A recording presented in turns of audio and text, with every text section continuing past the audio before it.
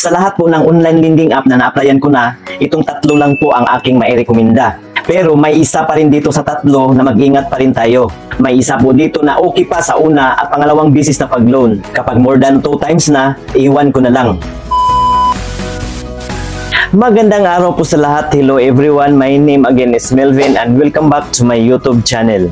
For today's video ay pag-uusapan natin itong tatlong online lending app na nautangan ko na ng ilang bises. Itong Tala, Mabilis Cash at Mr. Cash. Sa lahat po ng inaplayan kong mga ula, ay itong tatlo lang po ang naranasan kong medyo mababa ang interest ikumpara natin sa iba. Ano kayang pagkakaiba nitong tatlo? Alin kaya dito sa tatlo ang sinasabi kong mag-ingat pa rin tayo? Kaya sundan nyo lang po at tapusin ang bidyong ito guys dahil isa-isahin ko po ito silang i-review sa inyo. Bago po tayo magsisimula, sa mga bagong pasok pa lang po sa aking YouTube channel at sa mga di pa nakasubscribe, pakiclick mo yung subscribe button na nasa baba at pakihit ng notification bell para ma-notify po kayo kung sa tuwing may bago na naman akong mga review, mga tutorial videos na i-upload sa aking channel. Maraming salamat po.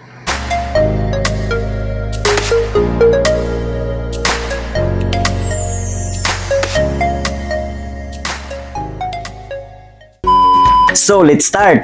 Magsimula po tayo dito sa mga valid ID na ni-required nila. Dito po sa Tala guys, ang tinatanggap po nilang mga valid ID ay driver's license, UMID, passport, voter's ID, SSS ID, postal ID, at PhilSys ID. Dito sa Mabilis Cash guys ay ganun pa rin po ang yung mga ni-required nila. Kaya lang may nadagdag po ang PRC ID at TIN. Wala po yan sa Tala. Ganun pa din po sa Mr. Cash. May PRC din pero walang TIN. Pero may PhilHealth ID na nadagdag. So yun po ang pagkakaiba nila.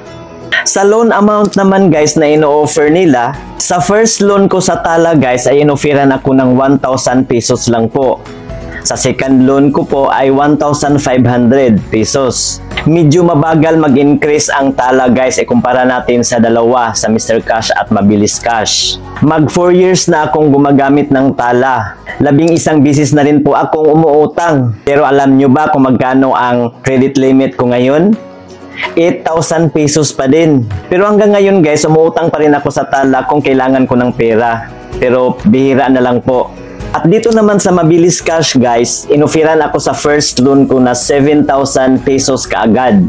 Sa pangalawang bisis kong pag-loan ay inoferan ako ng 13,500 pesos. At inutang ko talaga lahat yan guys. At sa pangatlong bisis ko na sanang pag-loan guys, ay nag-stop na po ako. Dahil nung second loan ko pa lang, nag-advance fully paid ako guys. Pagkatapos kong binayaran ng full, ay binalik ng Mabilis Cash ang aking credit limit sa halagang 4,000 pesos na lang.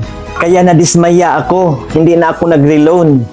Bawal pala ang sobrang maagang pagbayad ng full sa Mabilis Cash. Dito naman sa Mr. Cash guys, ang unang inoffer sa akin sa first loan ko ay 1,500 pesos. At pagkatapos kong nabayaran ang aking first loan, ay inofferan kaagad ako ng 6,000 pesos sa aking second loan. Pero may bawas na 12% sa amount ng ating niloan. Yan po ang ibawas ng Mr. Cash sa second loan, 12%. At sa ikatatlong bisis kong pag-loan guys, 8K na sana ang inoffer sa akin na credit limit. In-stop ko na rin guys dahil medyo malaki na po ang service fee na ibabawas. Sa Tala at Mr. Cash guys, okay naman po kapag mag-advance full payment. Sa Mabilis Cash lang po guys ang hindi ina-allow na mag-advance full payment na sobrang maaga. Babaan talaga ang ating credit limit. Yung iba nga hindi na nakapag-reloan kaagad. Sa interest at service fee naman guys, sa Tala guys, ang processing fee at service fee ay pinagsama na po yan sa interest rate na 14.86% buwan-buwan. Medyo may kalakihan siya konti guys. Ang Mabilis Cash naman guys ay 9.35% lang po buwan-buwan. Sa Mr. Cash naman guys, sa first loan natin ay wala po siyang interest na idadagdag. Pero may 9% po na service fee na ibabawas sa ating niloan. At 18 days lang po ang loan term.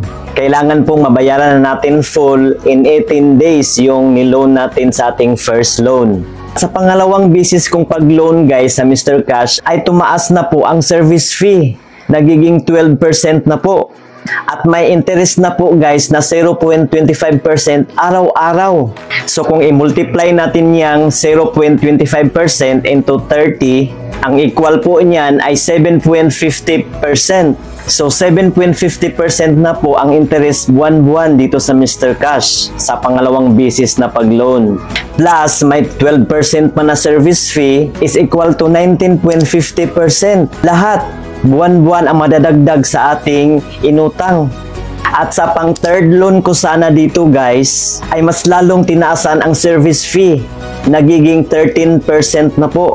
At ang interest rate araw-araw ay tinaasan din po. Nagiging 0.50% na po. Kapag i-multiply po natin yung 0.50% times 30 days is equal to 15% buwan-buwan. At i-add pa natin yan ang service fee na 13%, ang equal po niyan ay 28%.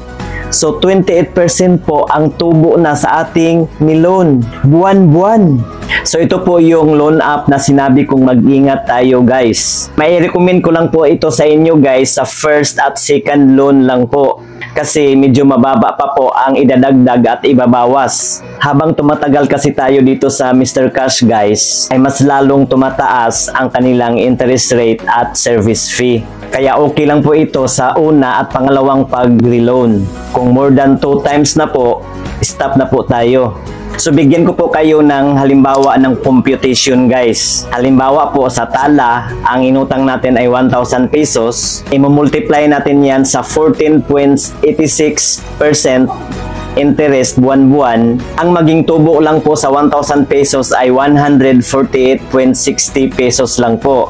Dito naman sa Mabilis Cash, kapag 1,000 pesos ang ating uutangin, i-multiply po natin yan sa 9.35% na interest rate buwan-buwan, ang maging tubo lang po sa 1,000 pesos ay 93.50 pesos lang po. Medyo mababa po sa Mabilis Cash. At dito naman sa Mr. Cash, kapag 1,000 pesos ang uutangin natin, i-multiply natin yan sa 28%, ay 280 na kaagad ang tubo guys sa 1,000 pesos. At sa isang buwan lang po yan. How much more kaya kung patuloy tayong mag-loan? At dito sa long term at repayment plan naman guys, dito sa tala guys ay kahit gaano kalaki or kaliit ang ating uutangin, ay still 15 days pa rin po ang pinakaikli na long term. At 61 days lang po ang pinakahaba na term. Ang maganda lang dito sa tala guys ay pwede nating araw-arawin sa pagbayad ng partial.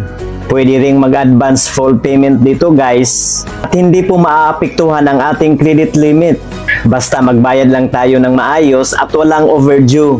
At dito naman sa Mabilis Cash guys, kung first timer pa po tayo, ay 1 month lang po ang pinakaikli na term at 2 months po ang pinakahaba na term.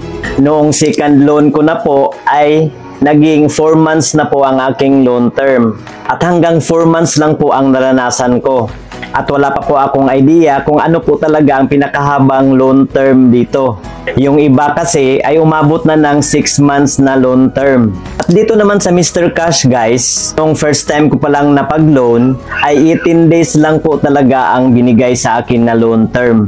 Nung second loan ko na, ay naging 40 days na po siya. 1 month and 10 days po yun. At 2 times po natin babayaran ang ating niloan.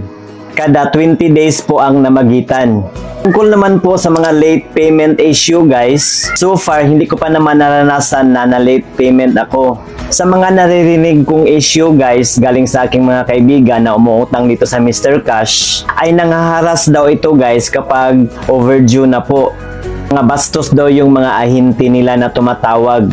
Kaya wag nyo na lang pansinin yan guys. Kapag na late payment po kayo at kapag may plano pa po kayong bayaran, bayaran nyo na lang. I-ignore nyo na lang yung mga text na natanggap ninyo ng mga harassment para iwas stress or iwas depress. Sa tala at Mabilis Cash, wala naman akong narinig na mga harassment issue or mga threat issue. So about naman sa disbursement guys or pag-transfer ng pera na ating niloan, sa Tala po guys ay may ibabawas po, pero ang ibabawas lang po ay yung service fee galing po sa mga e-wallets kung saan natin i-transfer ang ating pera na niloan dito. Katulad po halimbawa sa GCash natin i-disburse or i-transfer ang ating niloan, ay may 15 pesos lang po ang madididak sa ating pera na niloan. At dati guys sa Tala, kapag disbursement na po, papasok naman kaagad sa aking GCash account yung pera na niloan ko. Pero ngayon, yung last kong pag-loan ay medyo natagalan po. Mga after 3 days ko pa po natanggap. At dito naman sa Mabilis Cash guys, kung magkano po ang amount na in-approve ng Mabilis Cash, ay buo po talaga natin yan matanggap. Wala po talagang kahit piso na ibabawas. At wala pang isang minuto ay papasok kaagad sa ating mga bank account or e-wallets account ang pera na niloan natin dito sa Mabilis Cash. Dito naman sa Mr. Cash, yung first loan ko pa po ay 1,500 ay nabawasan ng service fee na 9%. So ang nabawas sa aking 1,500 is 135 pesos. Sa second loan ko na dito ay dyan na natin maramdaman ang medyo malaki na po ang ibabawas. 12% na po na service fee ang ibabawas po sa halaga ng ating niloan. At tataas ng tataas pa po yan kung magpapatuloy pa rin tayo. So itong Mr. Cash guys ay medyo delikado. At uulitin ko tulad ng sinabi ko na mai-recommend ko itong Mr. Cash kung first at second loan lang po. Sa ikatlong bisis ay maghinto na po tayo. So that's all for today guys. Paki-like and share na lang po sa videong ito. At sa mga gustong mag-apply nitong tatlong ula na ni-review ko, i-click nyo lang po ang mga link na nilagay ko dyan po sa description area sa baba sa videong ito. So yun lang man po guys, para sa iba pa pong mga katanungan, pakisulat lang po inyong mga tanong dyan po sa comment section sa baba. See you again sa mga next kong tutorial video at mga reviews. Advance Merry Christmas po sa lahat. God bless us all. Goodbye!